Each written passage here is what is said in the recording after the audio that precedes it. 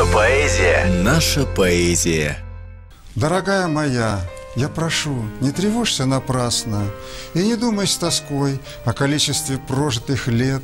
Знаю, время идет, но оно над тобою не властно. Для меня ты как прежде и воздух, и солнечный свет. Я целую тебя в твои нежные алые губы, я тону в глубине твоих милых задумчивых глаз. Счастлив тот на земле, кто, как в юности, трепетно любит, кто согрет этим чувством любви каждый прожитый час. Может быть, кто-нибудь нас за нашу любовь и осудят, что мы шли по широкой дороге, не тропкой лесной. Наше знойное лето зимы холода не остудят, и для нас с новой страстью любовь отзовется весной.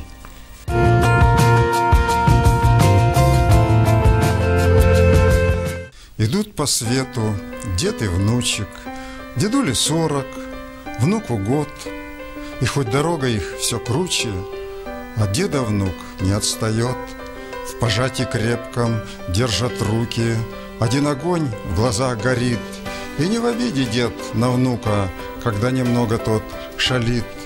Не в том ли кроется причина и смысл глубокий затаен, что дед силен поддержкой внука, а силой деда внук силен.